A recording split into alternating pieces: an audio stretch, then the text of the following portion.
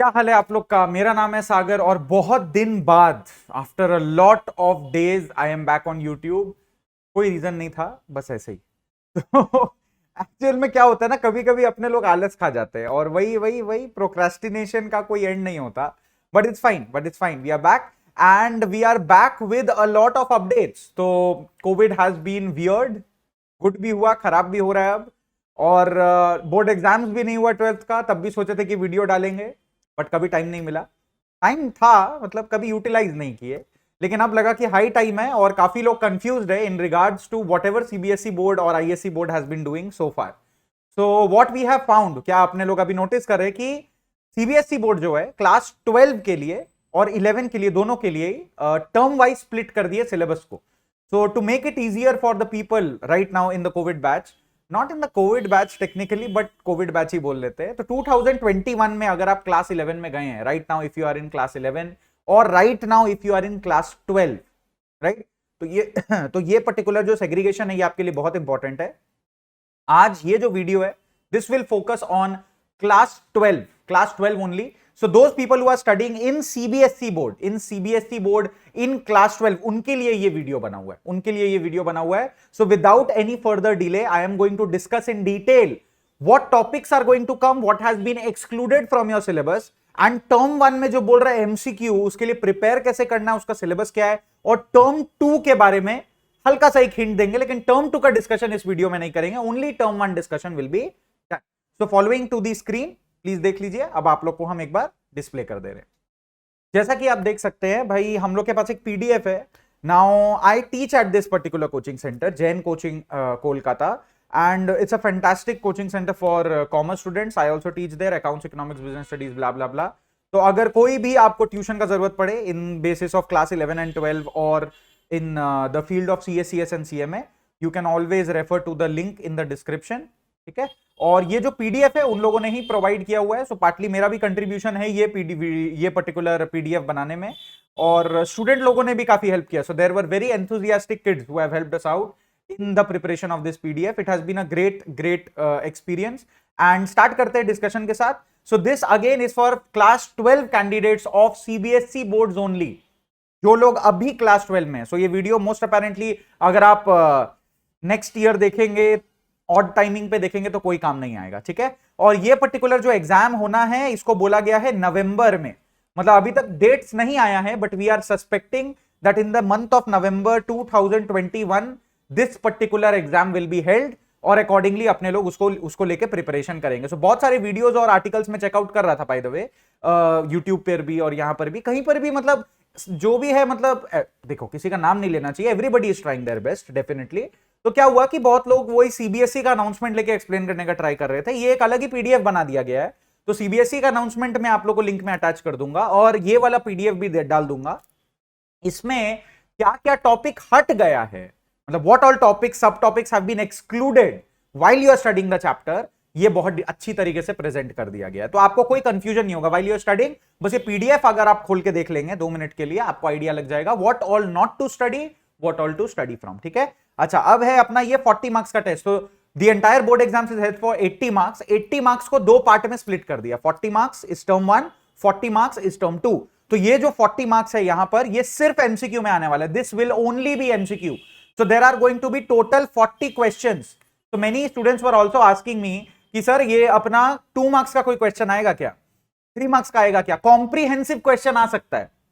जैसे एक बहुत बड़ा सा पैराग्राफ दे दिया, एक बहुत बड़ा पैराग्राफ दे दिया, अब उसके रिलेशन में 4 क्वेश्चन और दे दिए। जैसे बिजनेस स्टडीज में आप लोग अगर कभी इतना पढ़ाई किए हो तो आप लोग नोटिस करोगे कि बिजनेस स्टडीज का क्वेश्चंस में एक बड़ा सा पैराग्राफ लिखा होता है, फिर उसी पैराग्राफ से 3-4 क्वेश्चंस पूछा जाता है। Each and every question is going to carry 1 mark only. तो आइदर वे लग रहा है एक क्वेश्चन 4 मार्क का, लेकिन एक क्वेश्चन 4 मार्क का नहीं है। हर एक क्वेश्चन सिर्फ एक ही मार्क्स का रहेगा। ऐसा हम लोग को कोई स्ट्रिक्ट अनाउंसमेंट नहीं आया बोर्ड से कि 1 मार्क का ही क्वेश्चन आएगा। We are expecting so because it makes the maximum amount of sense, क्योंकि सेंसिबल है 1 मार्क का क्वेश्चन देना, इसीलिए हम लोग ऐसा अज्यूम कर रहे हैं। There is no negative marking. अगर ऐसा कोई भी र्यूमर आता है व्हाट्सएप पे, फेसबुक पे, तो उसको प्लीज अवॉइड करें। कोई नेगेटिव मार्किंग नहीं है सीबीएसई बोर्ड में। 40 मार्क्स अगर आप रॉन्ग कर दिए आपको 0 मिलेगा, लेकिन अगर आप रॉन्ग कर दिए तो आपको माइनस में मार्किंग नहीं मिलेगा। There is no negative marking of any sort. ठीक है, अच्छा, ये आ गया अपना सिलेबस का एक ओवरव्यू। बहुत ही प्यारा तरीके से यहां पर सिलेबस का ओवरव्यू प्रेजेंट किया गया है भाई। एक बार जस्ट नजर घुमा लीजिएगा। This is just the entire syllabus, that's it, with what is coming. So there are all the chapters relation to partnership में अपना रिटायरमेंट, डेथ और डिसोल्यूशन, ये टर्म 1 में नहीं आ रहा है। रिटायरमेंट, डेथ, डिसोल्यूशन, ये सारा टॉपिक पार्टनरशिप में नहीं आ रहा है। एनपीओ, नॉन प्रॉफिट ऑर्गेनाइजेशन भी नहीं आ रहा है, डिबेंचर भी नहीं आ रहा है, रिडेम्पशन ऑफ डिबेंचर भी नहीं आ रहा है, कैश फ्लो भी नहीं आ रहा है। तो सिलेबस काफी हद तक रिड्यूस हो गया है। आप रिड्यूस मतलब बाद में आएगा, ऐसा नहीं कि हट गया है, वो बाद में टर्म 2 में आएगा, समझ रहे हो। रिडक्शन का मतलब क्या होता है, ये जो टॉपिक्स मैंने यहां लिखा हुआ है, फंडामेंटल्स, गुडविल, ब्ला ब्ला ब्ला, इसके अंडर में अगर कुछ रिडक्शन होता है, मतलब while you are studying this topic, if you find that any sub topic has been removed, उसको बोलेंगे रिडक्शन। मतलब कभी पढ़ने का जरूरत ही नहीं है इस साल, समझ में। एनपीओ पढ़ना पड़ेगा, डिवेंचर पढ़ना पड़ेगा आपको, समझ में आ रहा है। तो मैं ये नहीं बोलूंगा रिडक्शन हो गया, बस टर्म 1 में नहीं आ रहा, टर्म 2 में आएगा। टर्म 1 में क्या क्या आ रहा है पार्टनरशिप में, आप जैसा देख सकते हैं यहां पे 4 chapters are given. All these 4 चैप्टर्स, देखिए यहां पर कोई कोई बुक में ना गुडविल और चेंज इन पीएसआर, अगर आप डीके गोयल यूज करते हैं, अगर आप डीके गोयल यूज करते हैं, बहुत ही बढ़िया ऑथर है डीके गोयल भी, तो अगर आप डीके गोयल यूज करते हैं उसमें गुडविल और चेंज इन पीएसआर कंबाइंड है, एक ही चैप्टर है। और अगर आप टीएस ग्रेवाल या कोई और ऑथर यूज करते हैं तो कभी कभी आपको दिखेगा कि ये दोनों सेपरेट चैप्टर्स है। तो आइदर वे मैंने सेपरेटली लिख दिया, नहीं तो फिर हो सकता है ना जो जो लोग टीएस ग्रेवाल यूज करते हैं उनको लगेगा गुडविल हटा दिया क्या सिलेबस से, तो ऐसा नहीं है। चेंज इन पीएसआर पढ़ने के लिए गुडविल पढ़ना जरूरी है, ठीक है, क्योंकि उसका सम्स में वैसा एडजस्टमेंट्स रहता है। खैर जो भी, तो fundamentals, goodwill, change in PSR, admission, these are the topics under partnership which are coming for MCQ and the total marks will be 18। अब ये सर एक एक चैप्टर में से कितना मार्क्स आएगा, सर ये तो बताया नहीं गया है, हम लोग गेस किए हैं। तो यहां पर गेस किया हुआ है, काफी अच्छा प्रेडिक्शन यहां पर किया हुआ है। देखिए प्रेडिक्शन कब किया जाता है, जब हमारे पास हिस्टोरिकल डेटा हो, मतलब हमारे पास्ट में ऐसा कभी कोई क्वेश्चन आया ही नहीं है, कोई पेपर आया ही नहीं है विच इज ऑल एमसीक्यू। तो प्रेडिक्ट करना भी बड़ा मुश्किल काम है, लेकिन एक कॉमन सेंस नामक चीज होता है। तो कोई चैप्टर अगर बड़ा है तो उसमें से मार्क्स ज्यादा आएगा, कोई चैप्टर अगर बहुत छोटा है तो उसमें से कम मार्क्स आएगा। इस बेसिस पे सिलेबस रेडी किया गया, ठीक है। अब 2-4 मार्क ऊपर नीचे आ गया तो मेरे पीछे मत पड़िएगा, समझ में आ गया, बस यही बोलना चाह रहे थे हम। चलिए स्टार्ट करते हैं यहां पे। तो यहां पर आ गया फंडामेंटल्स का गुडविल, चेंज इन पीएसआर, ये मैंने बता दिया, और एडमिशन, रिटायरमेंट, डेथ, डिसोल्यूशन नहीं आ रहा। इश्यू ऑफ शेयर्स का पूरा चैप्टर है, कोई रिडक्शन नहीं है। अच्छा, एक दो जन बोल रहे थे कि शायद सर प्रोरेटा नहीं है, सर एनसीईआरटी का पीडीएफ में बोला सर प्रोरेटा नहीं, ऐसा कुछ नहीं बोला गया है। प्रोरेटा है, क्या बात कर रहे हैं आप, शेयर्स बिना प्रोरेटा का तो 90% रिडक्शन मान लेंगे हम लोग, पॉसिबल नहीं है। 12 मार्क्स का शेयर्स आ रहा है, यानी कि इतना ज्यादा वेटेज डाला गया एक चैप्टर में, तो आप समझ जाओ कि कोई सब टॉपिक रिमूव नहीं है, everything is coming, each and every सब टॉपिक इज कमिंग, कुछ ऐसा चीज नहीं है जो पढ़ना नहीं पड़ेगा। और अगर हम लोग बात करते हैं आगे, तो फिर अपने पास अगर आप देखेंगे तो थर्ड बुक आप लोग का जो है फाइनेंशियल स्टेटमेंट एनालिसिस, बहुत ही इंपॉर्टेंट बुक है, बहुत ही इंपॉर्टेंट बुक है। उसमें हम लोग के पास बहुत सारा चैप्टर है, तो उसमें जो फर्स्ट चैप्टर होता है that is statement of PL and balance sheet, right. तो कंपनी का, जॉइंट स्टॉक कंपनी का आपको प्रॉफिट एंड लॉस और बैलेंस शीट निकालना पड़ता है एक वर्टिकल फॉर्मेट में, वो पर्टिकुलर चैप्टर आ रहा है। और अकाउंटिंग रेशियो आ रहा है, यानी कि कॉमन साइज कंपैरेटिव और आपका कैश फ्लो स्टेटमेंट, ये दो चैप्टर टर्म 2 में आ रहा है, टर्म 1 में नहीं आ रहा है। तो आपका सिर्फ फर्स्ट चैप्टर और रेशियोज वाला चैप्टर आ रहा है, ठीक है। और ये आने वाला है 10 मार्क्स के लिए। और आपके पास एक बेटर ऑप्शन है, तो ये मैं ऑलवेज प्रेफर करता हूं बच्चा लोग को, कि अगर आपके पास ये दोनों चैप्टर पढ़ने का मौका है, बिकॉज देखिए रेशियोज अगर आप करने जाएंगे तो अप्रोक्सीमेटली 150 क्वेश्चंस आपको सॉल्व करना पड़ेगा। Yes, that is the number of illustrations given in a book. D K Goyal, T S Grewal लोगे तो उसमें अप्रोक्सीमेटली 110, 115, 115, 120 इलस्ट्रेशन है खाली। तो देख लो, अगर उतना मन है पढ़ने का या उतना टाइम है आपके पास हाथ में एमसीक्यू के लिए, तो देख लो, why not, you should. And अगर statement of PL and balance sheet पढ़ोगे तो एक नया फॉर्मेट पढ़ना पड़ेगा, fill in the blanks type का क्वेश्चन आएगा। लेकिन अगर आप ये पर्टिकुलर टॉपिक पढ़ के जाते हो, कुछ भी नहीं है यहां पर, बेसिकली बोल रहा है एमएस एक्सेल, तो माइक्रोसॉफ्ट एक्सेल यूज कैसे करते हैं, उसका क्या क्या फीचर है, ब्ला ब्ला ब्ला। और यहां पर कंप्यूटराइज्ड अकाउंटिंग सिस्टम यानी कि टैली एंड ऑल सॉफ्टवेयर्स को लेकर थोड़ा डिटेल है। तो if you like computers a little bit, I think this is definitely what you should study for 10 marks. You can skip this, it will save a lot of time and a lot of effort. But yes, if you want to study this topic, go for it, no problem. But मेरा recommendation रहेगा ये और वाला option में आप इसको attempt करो, मेरा recommendation है। MCQ में क्वेश्चन बहुत प्रेडिक्टेबल है इसमें, लेकिन उसमें जाओगे तब तो फिर आपको कितने सारे फॉर्मूला एंड ऑल लर्न करने पड़ेंगे। बट अगेन वो मेरा ओपिनियन है, ओपिनियन सबका होता है, may be it matters, may be it doesn't, you don't, आपका जो मन है आप करिए, ठीक है। आगे बढ़ते हुए भाई हर एक चैप्टर में मैं जल्दी जल्दी बता देता हूं what has been reduced, what is there in syllabus. पहला चैप्टर देखिए, पार्टनरशिप का फंडामेंटल दिया हुआ है। तो पार्टनरशिप का जो फंडामेंटल है, वो जो चैप्टर है उसमें से हम लोग 6 से 8 मार्क्स एक्सपेक्ट कर सकते हैं। अगर 4 मार्क्स आ गया तो ऐसा बात नहीं है कि हमें जेल में डाल दीजिएगा, कुछ नहीं कर सकते। 6 to 8 मार्क्स है तो है, अब कोई बात नहीं, मतलब ऐसा हम लोग सोच रहे हैं क्योंकि 18 मार्क्स बोला गया भाई पार्टनरशिप से आएगा। तो ये काफी बड़ा चैप्टर है, बहुत वास्ट है, बहुत सारा सब टॉपिक है। इसमें थ्योरी में क्या क्या इंपॉर्टेंट है यहां पर लिख दिया गया है भाई, कि थ्योरी आप क्या क्या पढ़ सकते हैं बहुत अच्छी तरीके से, और प्रैक्टिकल में क्या क्या चीज आपको करना है ये भी बहुत डिटेल में यहां पर मेंशन कर दिया गया है। ठीक है, तो बेसिकली एवरीथिंग, यहां पर कुछ भी नहीं कटा है। ठीक है, अब एक दो टॉपिक यहां पर कटा हुआ है, जैसे कि आप देख सकते हैं टॉपिक्स एक्सक्लूडेड में दे दिया है, बता दे रहा हूं। यहां पर लिखा हुआ है guarantee of expenses, guarantee of minimum earnings, तो एक टॉपिक है आफ्टर गारंटी ऑफ पार्टनर। तो ऐसा होता है ना कि सपोज 3 पार्टनर है, तो मिस्टर सी को एडमिट किए इस बेसिस पे कि मिस्टर सी को मिनिमम एक प्रॉफिट मिलेगा, मिनिमम एक अर्निंग मिलेगा। ये हो गया normal guarantee of a partner, मतलब उसको बोला जा रहा है प्रॉफिट शेयरिंग रेशियो। अगर आपका प्रॉफिट शेयरिंग रेशियो लगाने के बाद अगर आपका प्रॉफिट 1 लाख आ रहा है, अगर आपको मिलना 2 लाख चाहिए, मतलब अगर वादा कर दे रहे कि 2 लाख मिलेगा, तो बाकी पार्टनर लोग उसको एक पर्टिकुलर रेशियो में या प्रॉफिट शेयरिंग रेशियो में कंट्रीब्यूट करके दे देंगे। खैर साइड में रखते, नहीं पता क्या बोल रहा है सर, तो साइड में रखते हुए टॉपिक वो होता है गारंटी ऑफ पार्टनर। उसके बाद एक है मिनिमम अर्निंग्स, तो वो मिनिमम अर्निंग्स ऐसा लग रहा है देख के कि वो सिलेबस में शायद नहीं है। ठीक है, और वैसा सम्स आया भी नहीं है। तो minimum earnings guaranteed bye a partner, तो अगर पार्टनर ये गारंटी देता है कि हम फर्म को कमा के देंगे, ये वाला टॉपिक हटा दिया गया है। टीएस ग्रेवाल में बहुत अच्छे तरीके से इसको पढ़ाया गया था, लेकिन ये अभी हटा दिया गया है। And raising and writing of goodwill हटा दिया गया है। तो गुडविल अकाउंट करने का 2 तरीका होता है, एक होता है कि भाई आप उसको डायरेक्टली गेनिंग सैक्रिफाइसिंग रेशियो में डिस्ट्रीब्यूट कर लो, और दूसरा होता है कि आप उसको ओल्ड पीएसआर में रेज करो और नया रेशियो में राइट ऑफ कर दो। तो ये रेज करना और राइट ऑफ करना आपके सिलेबस से हटा दिया गया, मतलब ये मेथड आएगा ही नहीं ना, ये मेथड आपको यूज करना अलाउड है। If you will use this method to solve the question, answer will be wrong, and मतलब आपका आंसर लीगली करेक्ट होगा लेकिन मेथड वाइज रॉन्ग हो जाएगा क्योंकि सिलेबस से हटा दिया है, और इसका बेसिस पे सम्स भी नहीं आएगा। तो nobody is telling you to raise and write off goodwill in the exam hall. Relief कितना है इससे ये हमको नहीं पता, क्योंकि ये 2 टॉपिक ऑलरेडी बहुत कम आता था पहले भी, तो कोई बहुत बड़ा एहसान नहीं हुआ ये टॉपिक हटा के। ठीक है, तो मुझे नहीं लग रहा बहुत बड़ा बेनिफिट है, क्योंकि ऑलरेडी ये कभी आता नहीं था ऐसा। और interest on loan by partner to be treated as charge against profit, तो आप लोग को आइडिया होना चाहिए 2 टाइप का खर्चे होते हैं, appropriation of profit and charge against profit. Charge against profit मतलब इंटरेस्ट ऑन लोन को हम लोग पीएल अकाउंट में ही डालेंगे, पीएल एप्रोप्रिएशन अकाउंट में नहीं डालेंगे। तो interest on loan by a partner to the firm, अगर कुछ नहीं दिया हुआ रहता तो उसको हम लोग 6% पर एनम ट्रीट करते हैं उस पे इंटरेस्ट। तो I don't know if you have studied this much और not, but if you have not it is very alarming, you need to study. अभी शुरू कर दो भाई, नहीं तो नवंबर तक 2 महीना बाकी है, 2-2.5 महीना बाकी है, 2.5 months are left. So please start studying if you have not done it, because MCQs are going to be pathetic, telling you पहले ही। ऐसा मत सोचिए कि छाप के लिख लेंगे, हम बता रहे हैं वो स्कीम लगाना बंद कर दीजिए जिंदगी में, नहीं तो छापते ही रह जाओगे। फिर नेक्स्ट देखिए सेकंड चैप्टर आ गया यहाँ पे, पार्टनरशिप का गुडविल। ये गुडविल हम लोग एक्सपेक्ट करें अप्रॉक्स 6 मार्क्स। क्यों सर, गुडविल तो बड़ा ही छोटा टॉपिक है, लेकिन गुडविल में बहुत कंटेंट है, तो वहां पे इतने सारे मेथड्स अवेलेबल है। देखिए यहाँ पर थ्योरी में भी मैंने लिख दिया क्या क्या इंपॉर्टेंट है गुडविल में, बहुत अच्छी तरीके से प्रेजेंट किया हुआ है भाई, समझ में आ रहा है। तो आपका जो हेडिंग एक तो दिया हुआ रहता है सीबीएसई का एक तो नोटिफिकेशन में, वैसा हेडिंग नहीं दिया हुआ है यहाँ पे हर एक सब टॉपिक को डिस्क्राइब कर दिया गया जो जो आप पढ़ सकते हैं, समझ में आ रहा है। ये टॉपिक मिल जाएगा आपको सारे रेफरेंस बुक्स में, अगर अच्छा रेफरेंस बुक हुआ तो। एंड प्रैक्टिकल हुआ तो यहां पर आपको सम्स मिल जाएगा, तो सारा मेथड है, कुछ भी नहीं है।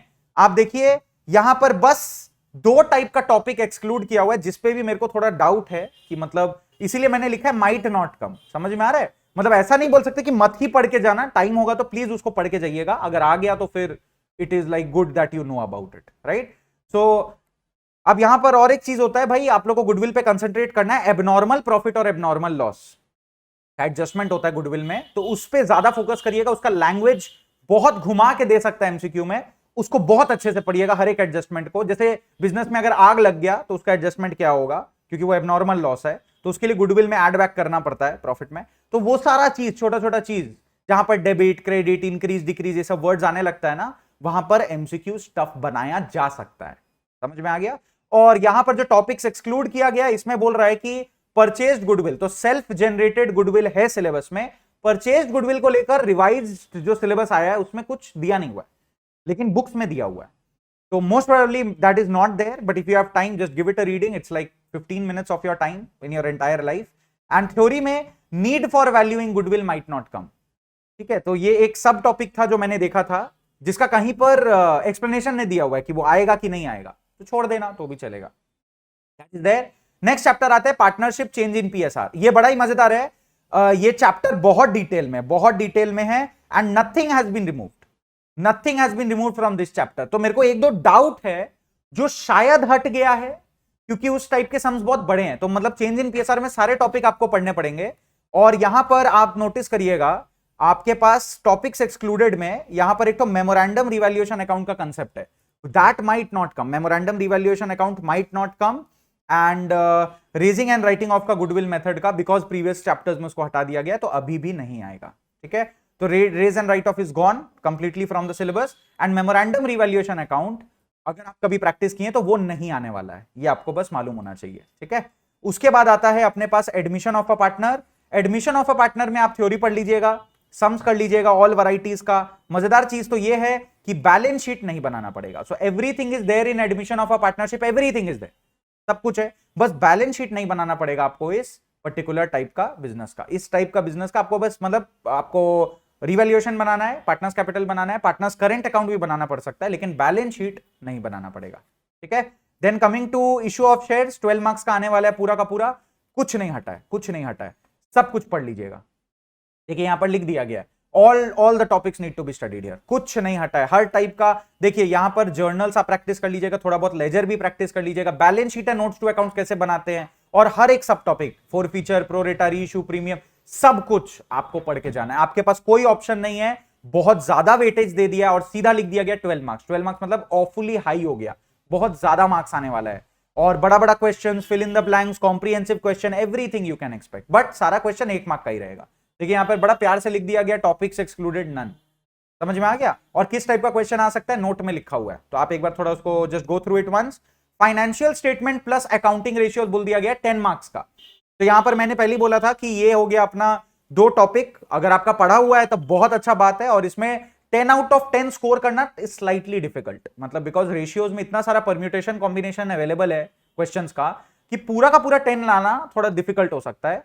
तो सारे हैं, मतलब इसमें कुछ रिडक्शन नहीं है. फाइनेंशियल स्टेटमेंट और अकाउंटिंग रेशियो में कोई ऐसा टाइप का रेशियो नहीं है जो निकाला गया सिलेबस से. Everything is there. तो सब कुछ पढ़ना पड़ेगा आपको, सारे रेशियोज प्रैक्टिस करने पड़ेंगे जो सिलेबस में है. 15 रेशियोज है अप्रोक्सीमेटली, 15 के 15 रेशियोज आपको करने पड़ेंगे. ठीक है, वो देख लेना आप एक बार, कुछ भी नहीं हटाया गया है. और एक अच्छा ऑल्टरनेटिव है आपके पास यहां पर, जो और वाला कंसेप्ट है, ये रहा 6 में, और कंप्यूटराइज्ड अकाउंटिंग. रिडक्शन इसमें भी कुछ नहीं है, लेकिन ये पूरा थ्योरी पोर्शन है, पूरा का पूरा थ्योरी पोर्शन है. There is no practical portion है. देखिए प्रैक्टिकल में नन लिखा हुआ है, राइट. सो पूरा का पूरा थ्योरी पोर्शन है. और ये जो थ्योरी पोर्शन है, इस पे अगर आप अच्छे से ध्यान दोगे, there is a very good chance that you will score a lot of marks. You will score a lot of marks. तो please I would recommend study this chapter, because देखिए यहां पर बहुत ही कम सब टॉपिक है. जैसे रेशियो में 15 ratio पढ़ना पड़ेगा, उसको सॉल्व करने का कितना तरीका है, उसके ऊपर से आपको ट्रेडिंग पीएल, मतलब आपका पीएल और बैलेंस शीट का स्टेटमेंट बनाना पड़ेगा ज्वाइंट स्टॉक कंपनी का वर्टिकल फॉर्मेट में. तो नॉर्मल ट्रेडिशनल फॉर्मेट में भी नहीं चलता है. मैं ये नहीं बोल रहा हूं कि मत सीखो, ऑब्वियसली लाइफ में सीखना पड़ेगा, ग्रेजुएशन करोगे सीखना पड़ेगा, समझ में आ रहा है. लेकिन अभी का बर्डन अगर रिड्यूस हो जा रहा है और टर्म 2 के लिए ज्यादा अच्छे से प्रिपेयर कर पा रहे हैं, तो I think it is worth it. तो अगर आप इस पे भी मतलब ये भी तो गलत होगा ना कि ये भी छोड़ दो, तो और दिया है तो अब जब सीबीएसई खुद ही बोल रहा है कि दोनों में से एक ही इंपॉर्टेंस में लेंगे, तो I think this is a way to go for this exam. कोई नहीं पढ़ता ऐसे कंप्यूटर्स एंड अकाउंटिंग, मैं रेकमेंड कर रहा हूं करो, क्योंकि प्रैक्टिकल सम्स तो आ नहीं रहे, तो पार्ट मार्किंग तो मिलेगा नहीं, और एमसीक्यू थ्योरी से सबसे अच्छा स्कोर होता है. तो प्लीज इस पे आप कंसंट्रेट करिए. Nothing is excluded from this particular topic. Again, तो जो भी अपना रिडक्शन था वो पार्टनरशिप में था. शेयर्स के बाद से जैसा देख पा रहे, कुछ भी रिडक्शन नहीं है, नथिंग हैज बीन एक्सक्लूडेड. बस इतना ही है आज का अपडेट. प्लीज अच्छे से प्रिपेयर करिएगा, and you can contact Jain Coaching Kolkata for any particular queries, any particular doubts, classes, crash courses, whatever. ठीक है, तो ये पर्टिकुलर जो क्लास है, ये क्लास बोल रहे हैं, ये जो पर्टिकुलर वीडियोस को यहीं पे खत्म करते हैं और मिलते हैं नेक्स्ट वीडियो में. And I will definitely be very soon giving you updates and videos on अपना term wise distribution of economics and term wise distribution of business studies as well. तो टर्म 2 का भी सिलेबस अपडेट्स अभी नहीं आएगा, बाद में आएगा। पहले टर्म 1 तो खत्म हो जाए, फिर टर्म 2 आराम से बैठ के हम लोग कंसंट्रेट करेंगे। लेकिन पढ़ाई जारी रखिए। All the very best. And कोई भी डाउट कंफ्यूजन के लिए प्लीज कमेंट, और अगर वीडियो अच्छा लगा तो like, subscribe, share. Okay, bye.